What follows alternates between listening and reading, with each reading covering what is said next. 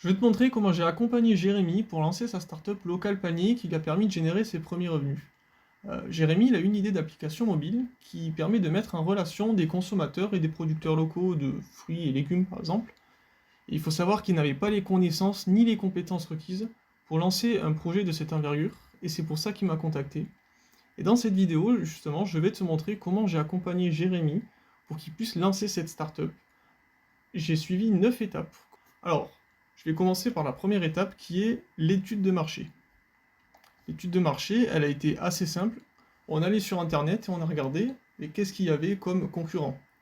On a trouvé par exemple La Ruche qui dit oui. Bon, on va pas tous les faire, mais c'est juste pour donner des exemples. L'idée de Local Panier, c'était quoi? C'était d'avoir une mise en avant des producteurs accessible à tous. Et ce qu'on voyait, c'est que par exemple sur donc, cette application ou alors une autre Distri, bah, à chaque fois, il fallait payer. Bon, il y avait des versions gratuites, mais dans tous les cas, à un moment, le producteur, s'il voulait des fonctionnalités un peu plus poussées, par exemple pouvoir créer des produits, partager sa fiche, etc., ben, il devait payer. Euh, L'idée derrière Local Panier, c'était de rendre accessibles ces fonctionnalités-là pour n'importe qui, parce qu'ils n'ont pas forcément les moyens de dépenser 20 euros ou 40, 50, etc. Et pour la ruche qui dit oui, pareil, sachant que quand on a testé l'application, on a trouvé qu'elle allait pas, que... Bon voilà. On a fait rapidement un tour et on s'est vu que ben, son idée, elle était pas encore existante en France. Donc on s'est dit, ben ok, il y a un marché, on le sait parce qu'il y a des applications qui tentent de voilà, mettre en avant des producteurs. Donc on s'est dit, ok, la première étape, elle est faite. Du coup, on va passer sur la deuxième. Donc la première à savoir c'était l'étude de marché, et la deuxième c'est un cahier des charges. Alors c'est un mot qui peut paraître un peu compliqué, je vais pas vous le montrer pour des raisons de confidentialité, mais le principe il est très simple. C'est Jérémy, quand il m'a parlé de son application, il m'a dit bon ben ok moi, je veux sur mon application que quand l'utilisateur il arrive, il doit avoir une carte. Une carte, il y a son point sur la carte, et autour, il y a tous les producteurs. Donc ça peut être viande, légumes, etc. Voilà, donc il m'a listé toutes les fonctionnalités qu'il voulait. Moi derrière, je lui ai fait un document qui récapitulait tout ce qu'il m'a dit. Alors ça peut sembler répétitif, mais au moins lui, il s'est assuré que j'ai compris exactement ce qu'il voulait. Et comme ça au moins, ben, on a pu partir sur des bases propres.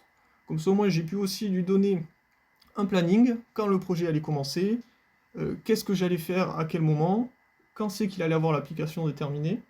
Vraiment, il a tout, et comme ça au moins il se dit, ok, là, dans 2 mois, j'ai mon application, mon business est lancé, super. Donc ça, c'est l'étape 2. Ensuite, on passe à l'étape 3. On peut penser, ben tiens, on va se lancer dans le développement, mais non.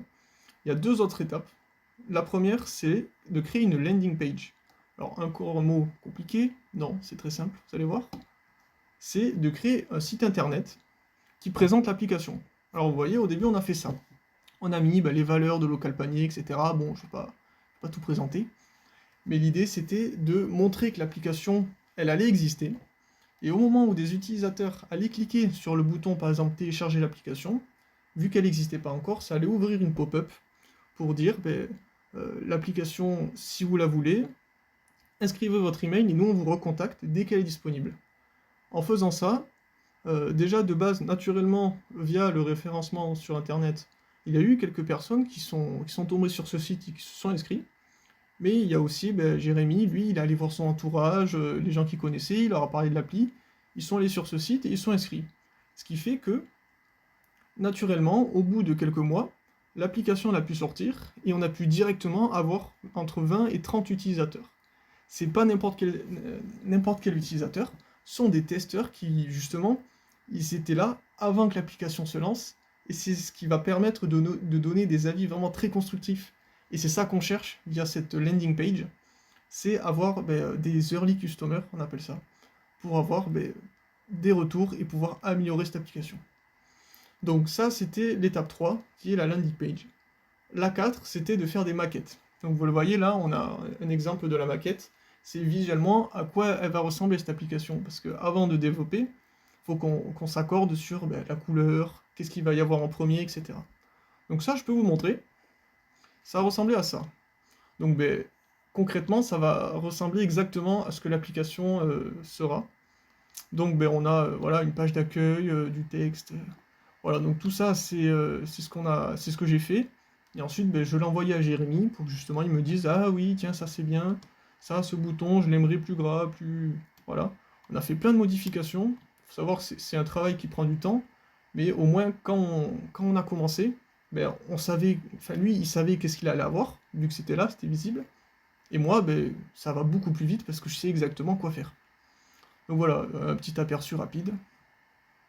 Donc vraiment, c'est très complet, mais au moins, on part sur des bonnes bases. Ensuite, la cinquième étape, ben, c'est le développement de l'application. Bon là, j'ai pas grand-chose à vous montrer, si ce n'est ben, l'application finale qui est sur donc, Play Store et App Store. Donc ça, pareil, c'est quelque chose que je m'occupe de paramétrer la fiche, etc., de mettre des petites captures d'écran qu'il faut, que ce soit sur iPhone, iPad, etc. Et, euh, et voilà, donc ça, c'est l'étape 5 où l'application elle est développée, à savoir que ça prend à peu près un mois et demi à faire. Ça, c'est un processus, évidemment, c'est pas jour 1, je dis ok, je commence, au bout d'un mois et demi, tiens l'application. Toutes les semaines à peu près, même tous les jours si besoin, on s'envoie des messages, on discute régulièrement pour que ben, il soit au courant de l'avancée, qu'il puisse me dire s'il y a des choses qui ne vont pas aussi, parce que des fois ça peut arriver. Même si on a une super maquette qui est là, à un moment il peut me dire ah ben tiens, ce bouton des connexions, je l'aimerais pas en rouge en fait. Voilà, ça c'est des choses qu'on corrige au fur et à mesure. Et c'est pour ça que justement on fait ces retours régulièrement. Ensuite, une fois qu'on a fait ce développement, qu'est-ce qu'il y a? On se dit ok c'est terminé? Non.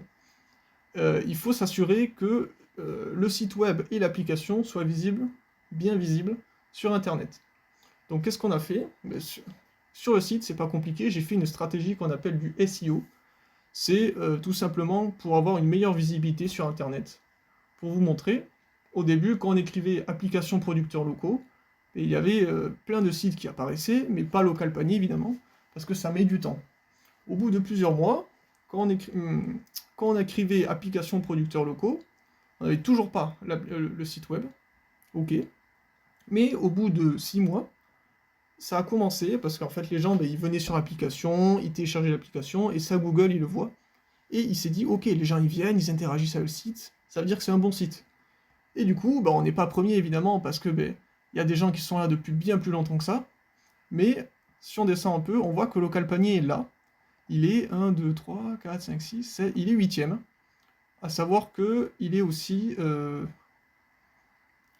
sur plusieurs sites d'actualité, où ben, Jérémy, il est allé voir par exemple des radios, des gens qui font des articles, et ce qui fait que des fois, si on écrit actu du Lot, eh ben, on peut tomber, voilà, par exemple sur Localpany, car ben, il a plusieurs sources. Donc ça, voilà, c'est toute une stratégie de référencement sur Internet que ben, donc ça je m'en suis occupé pour le site web justement pour que lui il puisse être visible et en même temps lui Jérémy il a travaillé de son côté pour voilà avoir ses mentions sur ben, actu.fr par exemple ou tout ça. J'ai fait la même chose sur Play Store et App Store où ben là par exemple c'était quoi? C'était utiliser des mots-clés que les gens utilisent, voilà, des producteurs, rechercher des besoins, voilà, tout ça c'est des mots que les gens ça leur parle, il y a toute une analyse derrière et ça permet en fait d'avoir une meilleure visibilité. Donc là on a fait l'étape 6, donc qui était visibilité naturelle. Et après l'étape 7, c'est d'analyser tous ces résultats. Parce que ben, c'est bien sympa, ok, on va sur Play Store, là on voit qu'il y a 8 notes, ok, une note de 4,5. On n'a pas plus d'infos. Qu'est-ce qu'on fait? Comment on sait pour savoir ben, combien il y a de téléchargements, etc.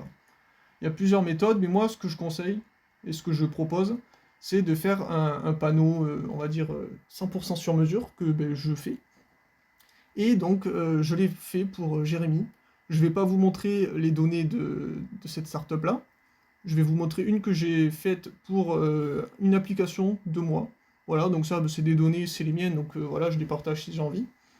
Mais l'idée, c'est la même, c'est que ben, on a ce panneau de configuration qui est seulement accessible via un mot de passe qui est sécurisé. Et là, du coup, on a plein d'informations. On a ben, le nombre de comptes qui ont été créés, par exemple, la fréquence des comptes aussi. Par exemple, on sait que sur Android, en moyenne, il y a 2,4 comptes par jour, alors que sur iOS, il n'y en a même pas un.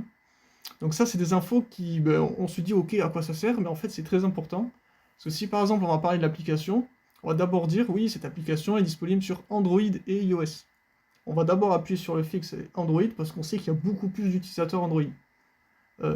Théoriquement, il y a à peu près 50-50 des utilisateurs. Mais en fonction des applications, de la cible qu'on vise, ben, des fois, il y a plus d'Android ou d'iOS. C'est toujours intéressant de savoir ça. Après, bon, on peut rajouter ce qu'on veut en fait. À partir du moment qu'on a les infos et qu'on sait ce qu'on veut, mais juste on les affiche. Voilà, le pourcentage d'actifs, on est à 16%. Bon, on peut avoir des courbes aussi de création de compte. Et ça, c'est très important. Parce que là, par exemple, on voit que c'était à peu près linéaire. Et d'un coup, un jour, pouf, ça a pété et vraiment, ça a augmenté. Beaucoup plus qu'avant. Et on regarde, c'est quand? C'est le 25 décembre. Bon, il y a peut-être un lien. Effectivement, c'est une application de recettes. Peut-être que les gens, le 25, ils se sont dit, tiens, mais il faut que je cuisine, je vais regarder une recette et tout. Et ça, c'est une info très importante. Pourquoi?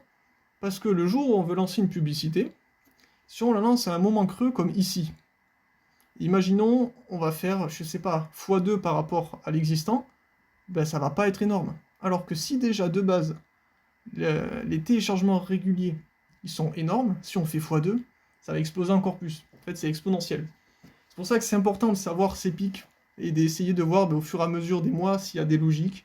Si par exemple il y a plus d'utilisateurs le week-end, en semaine, et ça permet d'établir toute une stratégie comme ça.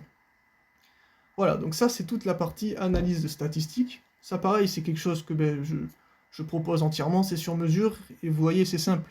Il n'y a pas besoin d'aller sur un outil compliqué où il faut chercher les données, voilà, là tout est calculé, tout est très simple.